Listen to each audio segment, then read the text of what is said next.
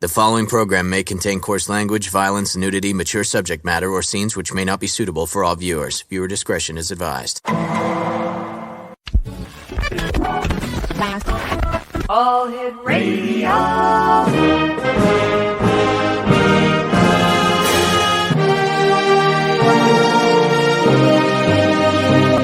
Welcome to the X Zone, a place where fact is fiction and fiction is reality. Now, here's your host, Rob McConnell. And welcome back for hour number 2 here tonight in the X Zone. I'm Rob McConnell, coming to you from our broadcast center and studios in St. Catharines, Ontario, Canada. If you'd like to send me an email, xzone@xzoneradiotv.com, on all social media sites, Xzone Radio TV. And we're coming to you tonight on the Talkstar Radio Network, Mutual Broadcast Network, and channel number 54, the X Zone TV channel that is exclusive to Simul TV. My guest this hour, X Zone Nation, is Dr. Will Horton, and we're going to be talking about substance abuse as well as addiction. And Dr. Horton, welcome to the show. How are you doing tonight, sir? I'm doing great. How are you in beautiful Canada there, eh? Any better? I just couldn't take it. It's one of those great days. Now, Cool. be honest, is that water or vodka? If it's vodka, I envy you. No, it's water.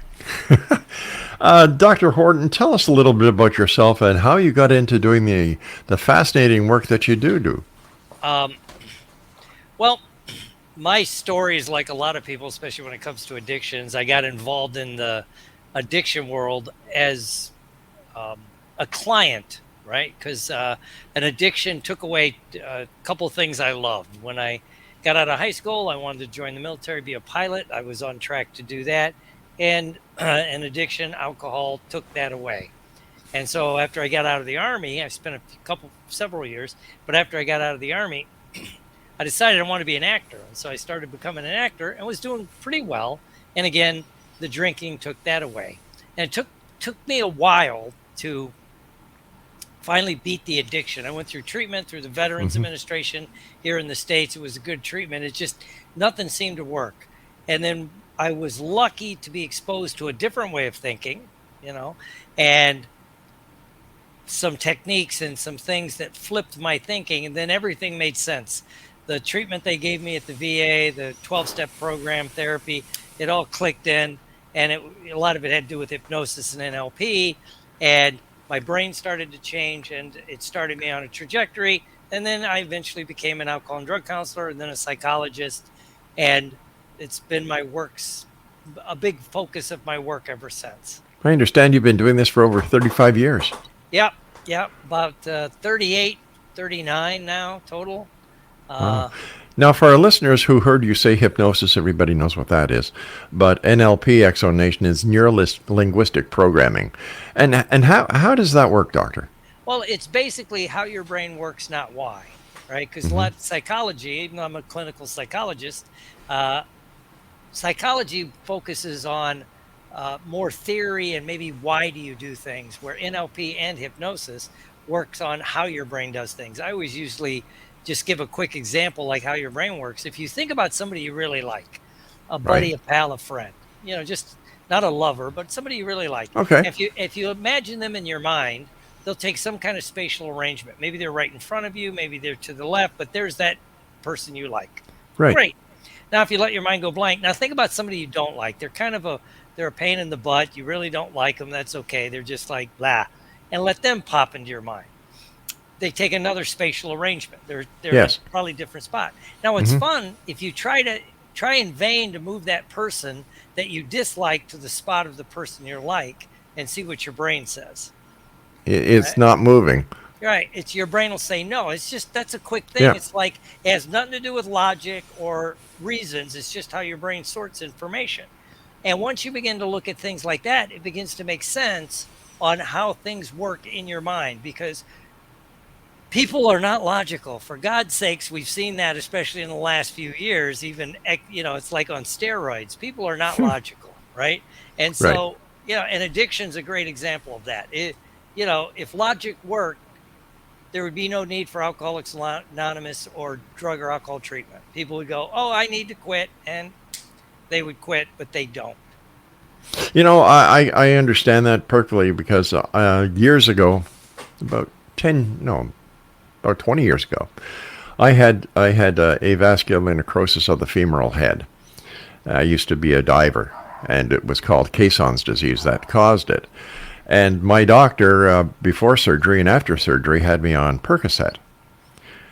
And one day I realized that, hey, these pills are overtaking my life. And I just made the decision. I went into the medicine cabinet, poured them down into the toilet, flushed it, and that was it. That was it. My mind realized that, hey, this is no good. And like people say, well, yeah, Rob, it's only a pill.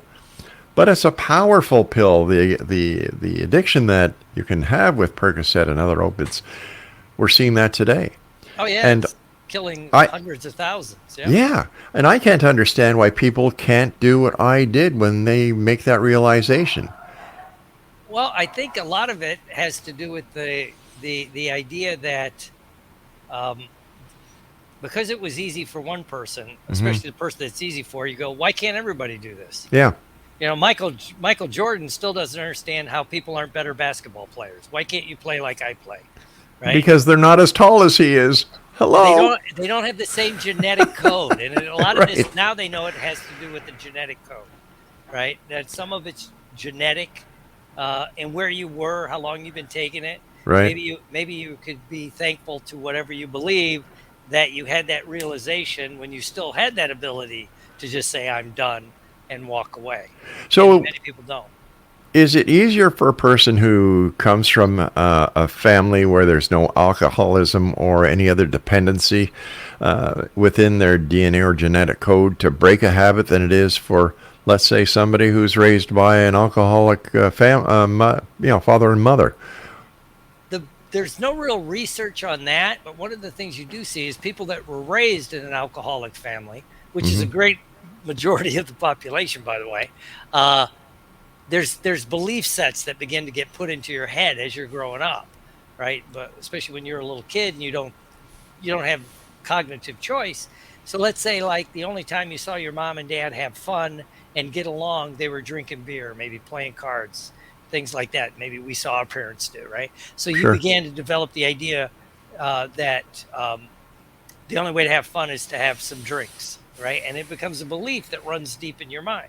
And a lot of our cultures, depending on where you are, and here in the States, in parts of Canada, it's just part of the, real men drink. How many times you get into a career? Well, we work hard and we play hard, right? Yeah. And it's like that whole thing. So there's certain belief sets, right? And a lot of people are actually taught, like, don't trust a man that doesn't drink. Don't trust a man that can't control his liquor. Don't trust women that can't handle their liquor. Well, then all of a sudden, a few years, decades later, a person decides to quit drinking. Somewhere in the back of their mind, there's a little voice going, so you're not a man. You're not trustworthy. Yeah, this should be easy. I'll just, and then, of course, depending on which addiction you're talking about,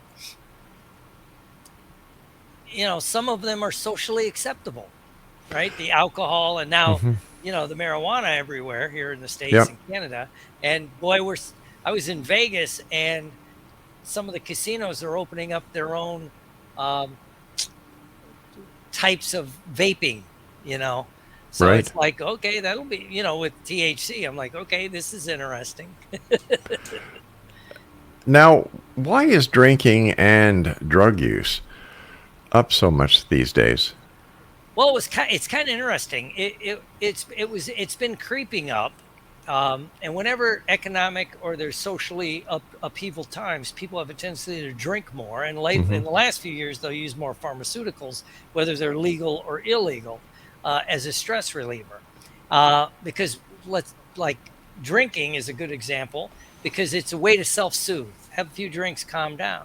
And then when COVID hit and parts of depending where you were, I was blessed. I was in Florida. We were open pretty quick. But,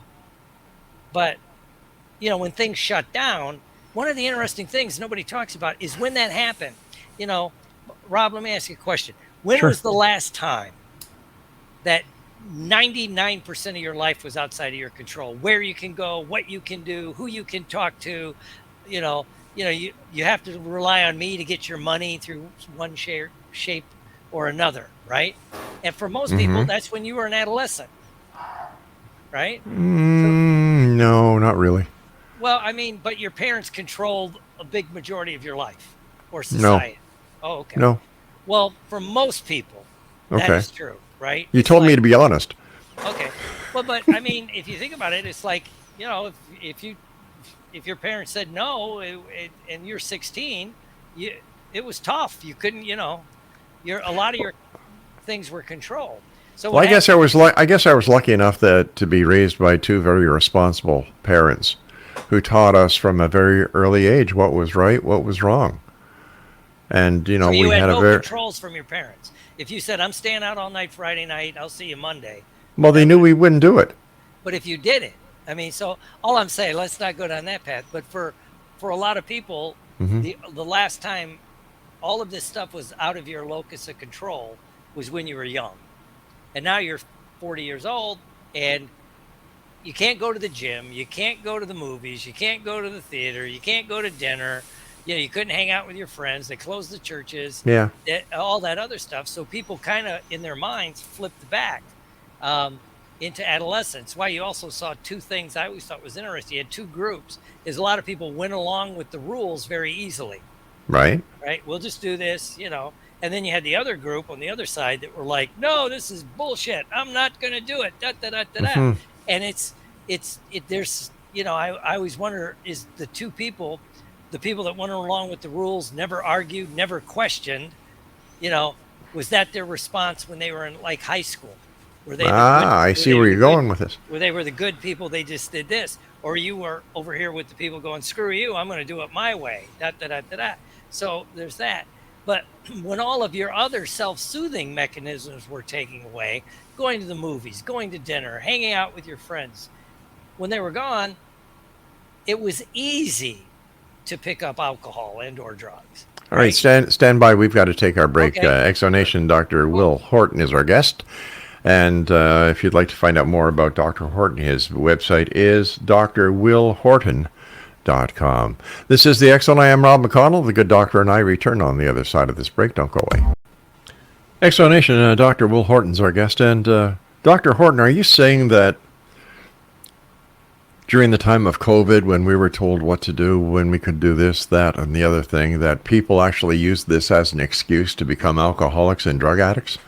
Well, I don't say an excuse, but it became a self-soothing mechanism that got out of control in a lot of ways. Because also, if a person, like my wife and I and our children, we've got 6 children, we've got 15 grandchildren, and my wife and I didn't change our social habits.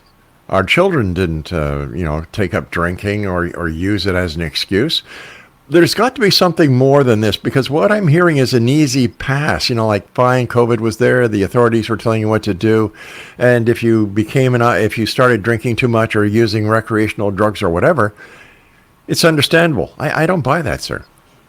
But you don't have to. That's just what I believe. I just think some of the safety checks were off. You didn't have to drive to work in the morning. For a lot of people, you didn't have to drive home.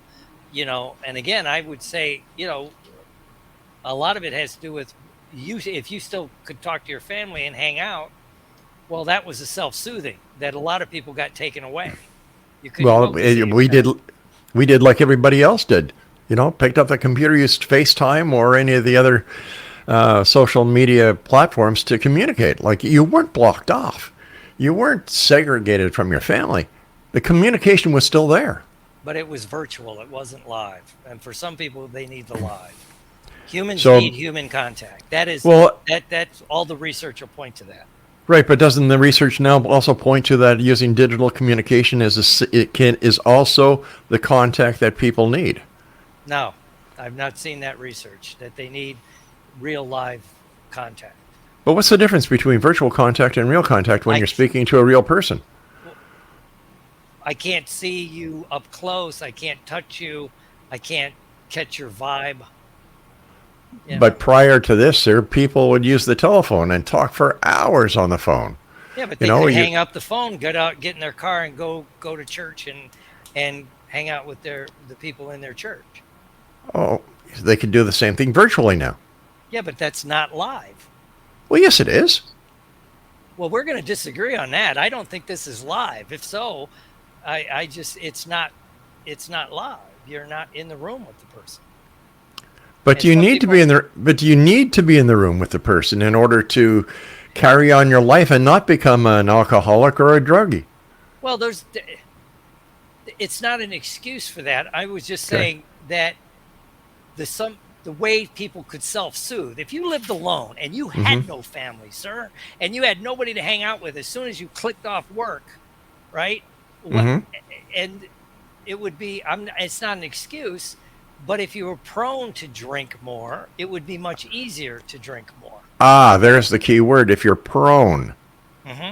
Yeah, and there's some genetic predispositions to being prone to doing those things. You know. Okay, so in your opinion, how did the statistics of alcoholism and drug abuse spike over the COVID situation? Again, well, the sales went up. Alcohol sales went up like 35% across the board. Of course, opioids been going through the roof exponentially. And, you know, and it seems like the pockets of where it was used the most is where people had less choices. You know, like the opioid epidemic here in the States, they could always track the places that experienced it the worst were the places that had like all the factories shut down, the coal mines shut down, you know, so people for generations grew up with, they had options. They could go to work, they could do this. And when those things got to being shut down, you know, and it was flooded with cheap, easy to access opioids. You know, it wasn't hard to go get them. Yeah, I can't understand how the alcohol went up 34 to 35% when people could not leave their homes, and how did they actually get the alcohol then? Well, they could here in the States. They waived it where they could deliver it. Oh, really? Right. Also, liquor stores were considered an essential service. The liquor stores here in the States never shut down. Right. And I pointed out, it's like I said to somebody, go, well, you know, liquor stores sell water. I go, here where I'm at, there's a big ABC liquor next door to a pharmacy and a gas station.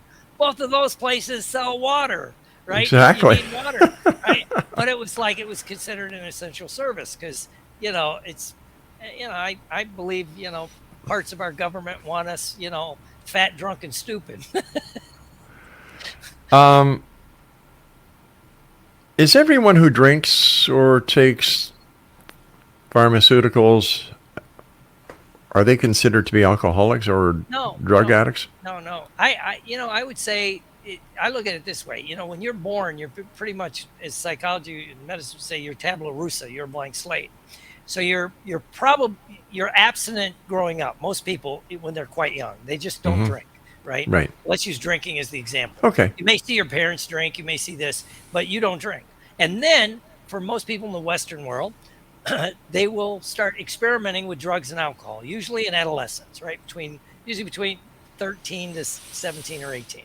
As much as every parent might say, not my kids, it's just what's going to happen.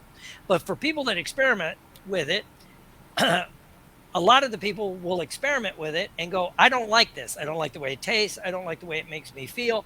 They just won't do it ever again. They're just, right. I'm done, right? So they go back to being abstinent. Now, for the people that experiment with it, most will move into being social drinkers. You know, they could drink or not drink. They don't worry about it. It's no big deal, right? Right. And so that's fine. So they can drink, not drink. But then there's another group where they begin to abuse the substance. And a lot of times it's a reaction to things going on around them. It could be negative, like you might have seen people where, you know, they're going through a nasty divorce, they lose their job, and it's not to excuse it, but they start drinking more. Right. Right? Or they lose a loved one, so they're drinking more. Right? Or it could be maybe even on the positive side, a guy somebody goes away to college and they join a fraternity that's a big partying fraternity, like down here, the University of Florida. I know Canada has those party schools that people go to, right? And so they go to school and they're drinking like maniacs. If you looked at it, I mean, they're getting in trouble. Maybe they're on the dean's list. They're getting by, but they're drinking too much. But most of those people, when whatever that stressor is, for good or bad, subsides, they get over the divorce, they get another job, something like that on the negative side. Or even on the positive side, you see guys, okay, they graduate college, they get a job, they get married.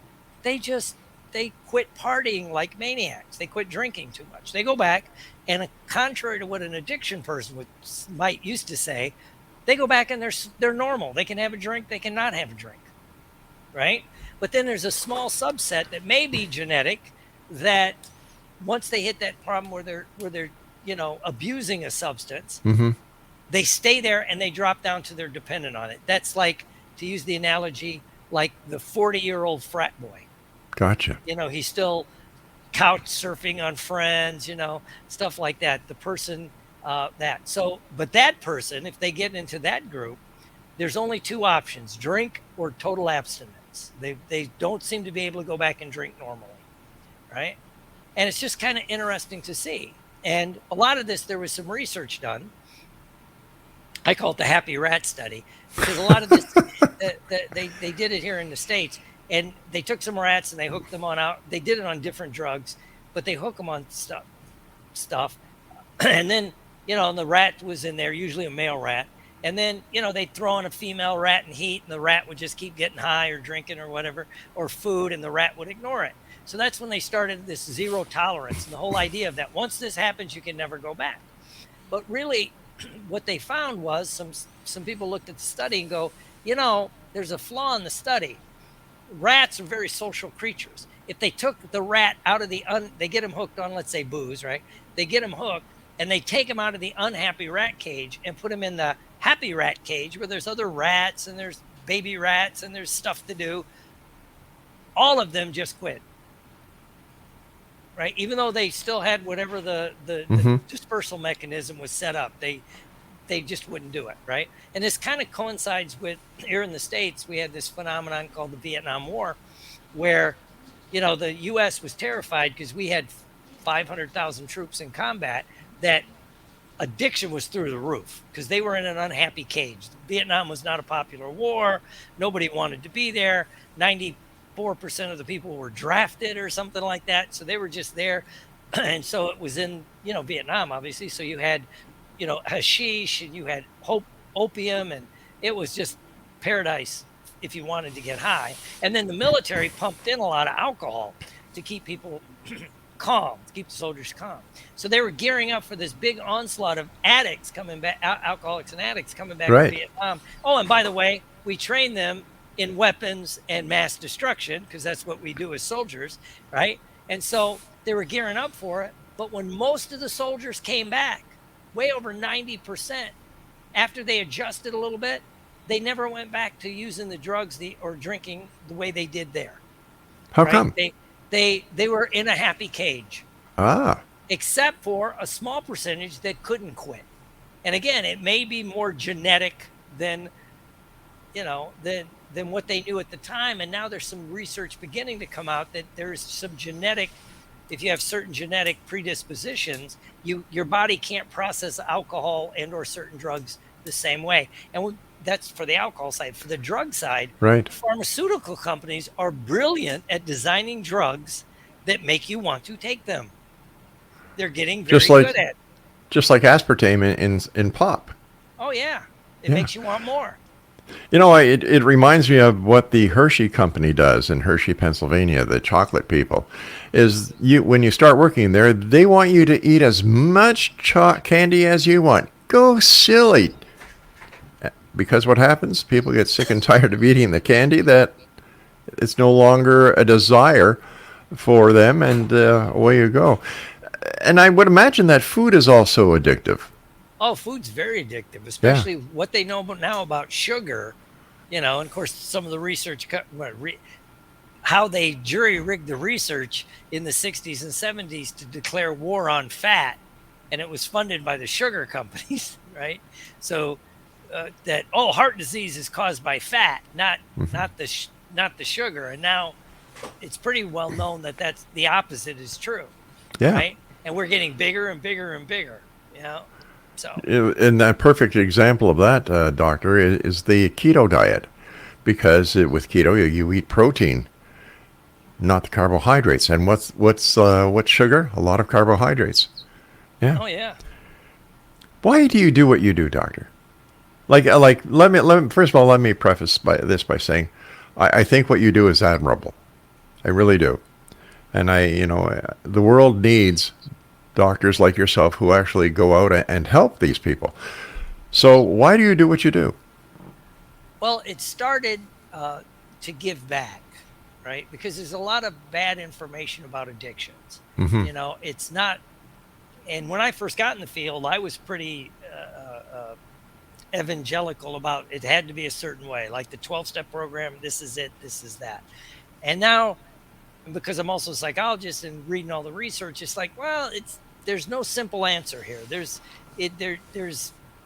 tweaks, you know, Mm-hmm. and not everybody likes the 12-step program, right? Like Alcoholics Anonymous or Narcotics Anonymous. And there's a lot of, even in that world, there's a lot of people that don't understand the 12-step world, right? And when I talk about it, people go, yeah, but I read AA only has a, like, whatever, pick a percentage. They're making numbers up anyway. Success rate, right? And I go, well, what did you call that group? Alcoholics what? Anonymous. If it's an anonymous group, you cannot keep track of membership. It's physically impossible. You have no idea what a success ratio could or could not be, right? And then on the clinical side of it, it breaks my heart, but a lot of the treatment centers here in the States, I'm not sure about Canada, they kind of jury rig their numbers so the success might sound better than what it was, right? Because one was busted for a while saying they had this super high success rate. And then when they got challenged, they said, well, we base our success rate by people that leave the program early. Well, what about people that stay the 28 days? What Exactly. about 6 months later? Well, we don't know. We're not tracking that, right? And so it's, that part breaks my heart, but it's something that started as a like a mission to help people, and it's kind of morphed into that. Now it's educational, and I train a lot of therapists on how to work with addictions. You and I have to take a break, doctor. Please stand by. And Nation Dr. Will Horton's our special guest, and his website is Dr. and that's Dr. willhorton.com, and we'll both be back on the other side of this break. Don't go away. Welcome back, everyone. Dr. Will Horton's our special guest. His website is drwillhorton.com. Doctor, how do you use hypnosis and NLP to help these people who suffer from one addiction or another? Well, what we try to do with the hypnosis and the NLP is bypass the critical factors of the mind and change at the subconscious level, right? So it can speed up what might take a longer if you just tried another method. Mm-hmm. So it kind of, like I said, it begins to change how you think about things, right? And to begin to flip things in your mind. A simple intervention is where if you think about something, Rob, if you think about something that used to be true and now is not, right? Whatever it is, right? Okay. So, like, let's just use an example. Let's say at one time you smoked, now you don't, right? So if you think about smoking and now you don't smoke, it's in a certain spot of your mind. It used to be true and now it's not, right? You used to live somewhere else, now you live where you live. Well, that means your brain is coding information in a certain way, right? And one of the problems people get into when they're trying to make a change is the only way to get something like that into that part of your mind, like let's say I no longer drink, it has to move inside your mind. And that usually takes quite a bit of time. But you can speed that up by some simple techniques. Like one is just thinking about this behavior I want to change. And then you think, I used to eat too many carbs, but now I don't, right? I'm not that person anymore. It's that simple. It's a very powerful statement when you make those kind of statements. I don't eat carbs anymore. I'm not the kind of person that eats carbs. That's not who I am anymore. It begins to move it in your brain. And then it just becomes the kind of person like that you just don't do it, as opposed to, having to force it being done. And so you can bypass that and you can speed up things because, the profession that uses hypnosis the most is the sports world.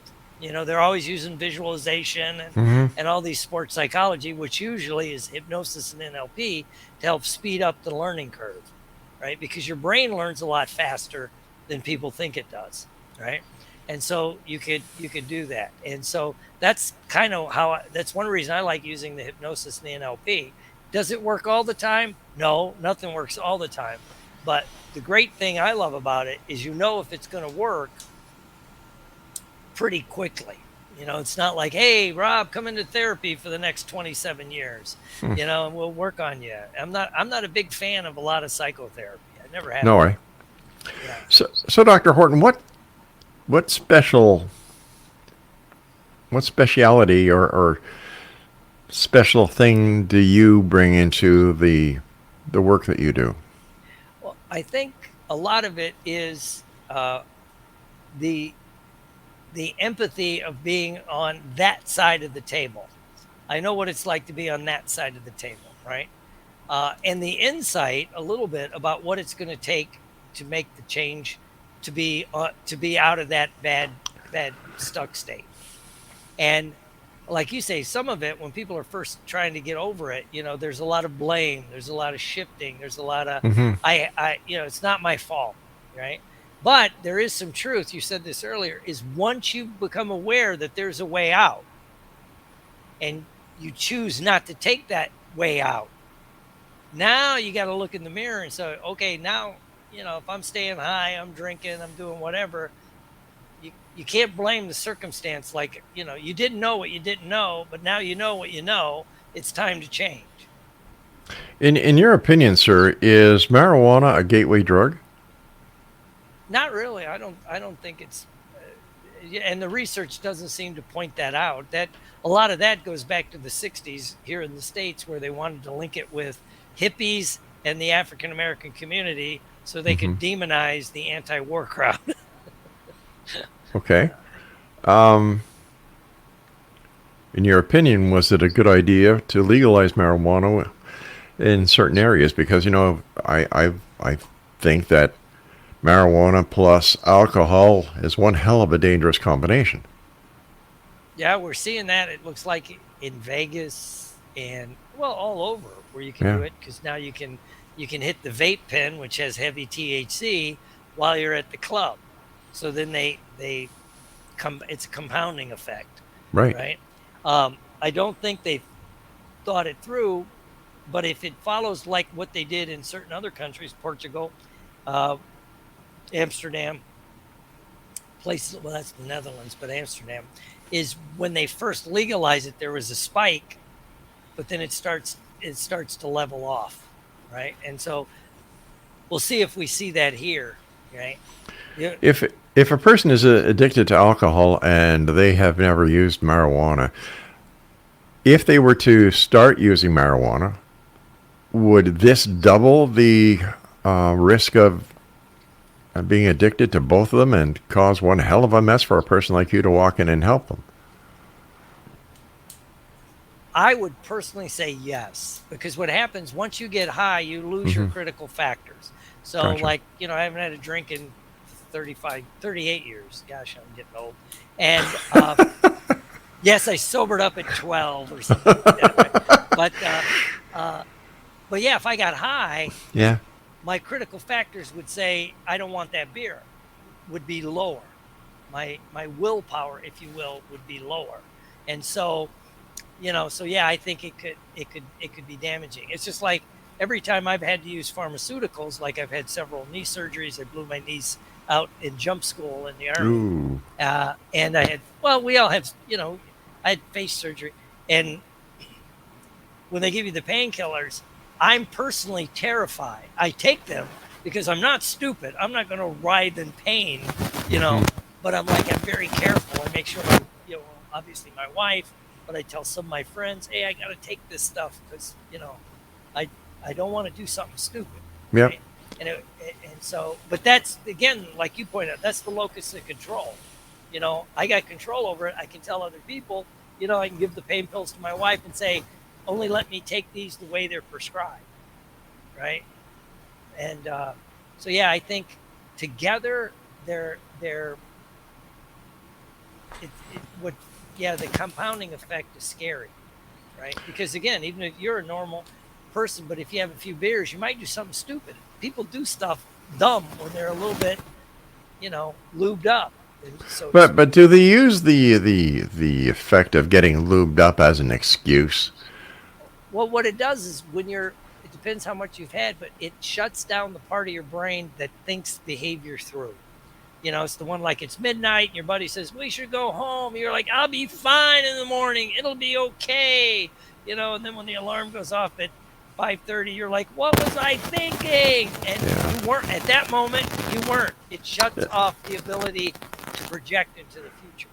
Doctor, we're getting a lot of interference from your headset. I don't know if you're moving the wire in and out of the connection. So we're going to take a little break here, and if you'd be kind enough just to check your connection, we'd appreciate it.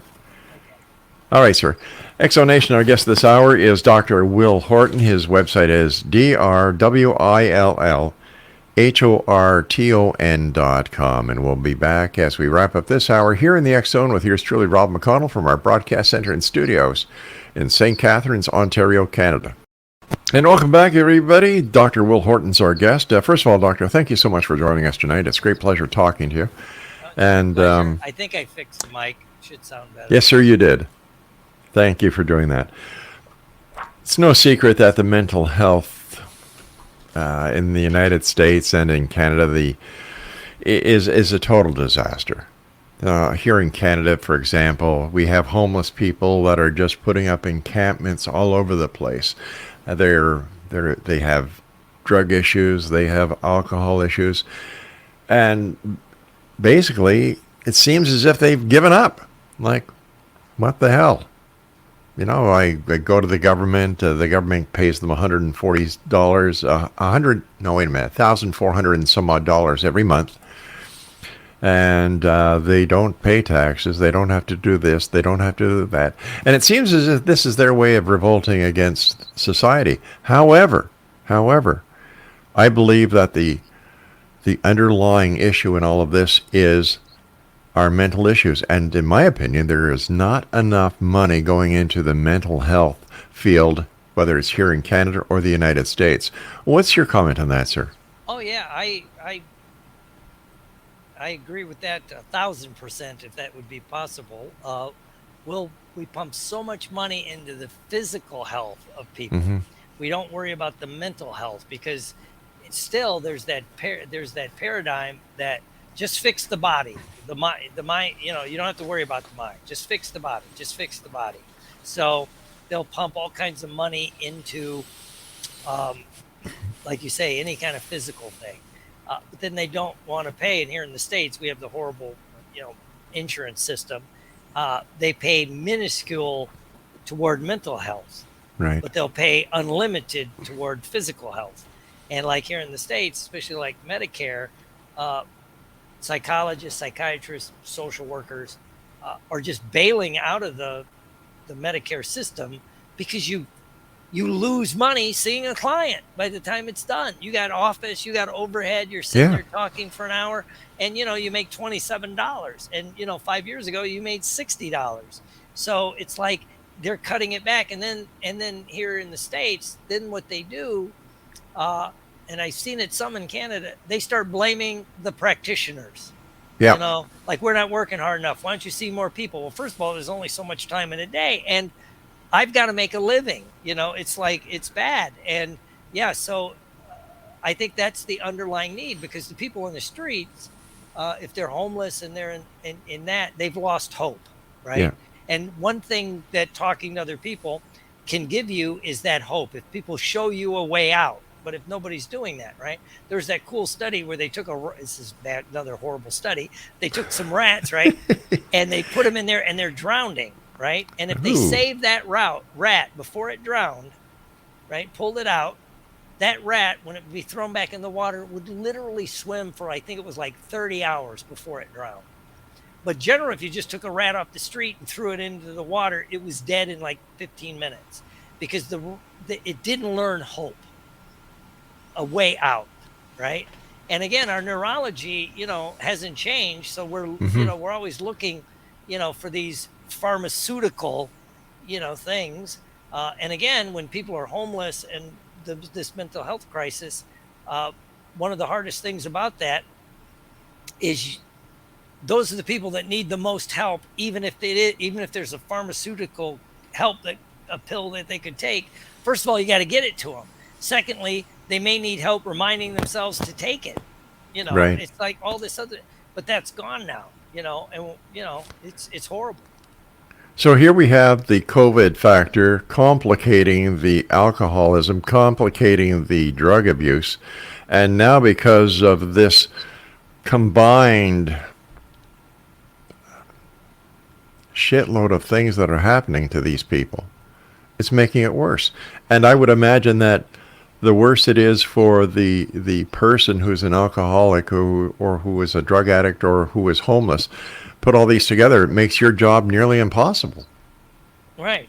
Yeah. And, here in the States, when they shut down the mental health center, there used to be lots of mental health centers in the States.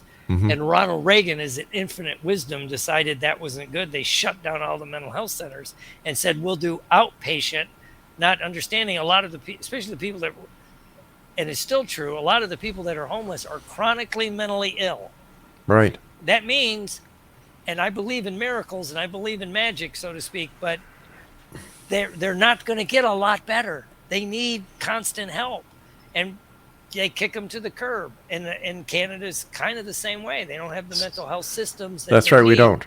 To give people that in-house help. We've heard a lot of horror stories about the VA here in Canada. Is it getting any better for our veterans who have given so much, and it seems they get so little back? Well, yeah, that's always one of my pet peeves when people tell me, thank you for my service. I always say, well, then quit voting these idiots that send us to war and then want to cut the VA. It's like, thank you for the service. Now, we love you, but don't ask for anything. Yeah, we don't want to take care of you. Yeah, we don't want to take care of you, right? And then the whole idea here for a while, they were going to privatize the VA.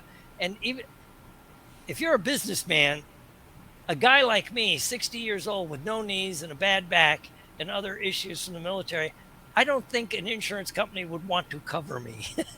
No, that's true, sir. But the people that work there are great. I've been in the VA system, since I got out of the service. And the system is bad, but that's the bureaucratic side. The people that work there are generally wonderful human beings, by the way, at least in my opinion. I feel very bad for doctors like yourself, as well as those in the medical practice side, where they are told by the government, if you want to earn more money, take on more clients and make the visits shorter. And I've spoken to a number of medical practitioners. My wife was a nurse, so I got to know quite a few doctors, and some of my good friends are doctors, that they say, how can we cut the time down any shorter than it already is if we want to give quality health care? Right. The medical side, they need to at least ask the correct questions, and this takes time, right? And it should be the prescriber, if you're going to give medicine, asking the questions. The nurses can do so much, but they cut down. And like in this, people understand on the psychology side, psychiatrists here in the States, I think they get about $175 to do a med eval. For Bob, come in. How you doing? Great. Okay. How's your meds doing? Great. Okay. Here, go ahead. They give you a prescription, and they're on to the next room. They make $175. They make $125 to do psychotherapy. So if you're running a business, what are you going to do? Hey, Bob, come on in. Chat. How's your stuff? Yeah. Here's your script. Goodbye. Yeah. And so there's that. Yeah. So you need to, to get the relationships. Because, again, if you don't have the relationship with your doctor, your primary care, or your you're not going to tell them what's really going on. That's right. And so Well- that takes time. Well, maybe we should stop spending more money and trying to figure out how to get to Mars and take that money and put it into the health and medical field, because there are more people on this planet who need help than going to a planet that has no people. That's just my opinion. Oh, but Rob, come on. Bezos and Musk need another spaceship. We need to give them tax cuts. So Yeah. Dr. Will Horton, we have to say so long, sir. It's a pleasure talking to you. Pleasure Please keep up talking to keep up the great work. And I first of all, I thank you for the work that you do, and this is coming from my heart. Thank you for your service. oh, thank you. Take care, sir. Thank And you, Exo Nation, if you'd like to find out more about Dr. Horton, his website is drwillhorton.com. When I come back from this commercial break, we're going to be talking about the paranormal with our next guest, so please don't go away. This is the X Zone. I am Rob McConnell, and we return in about 10 minutes from now at the top of the hour. Don't go away.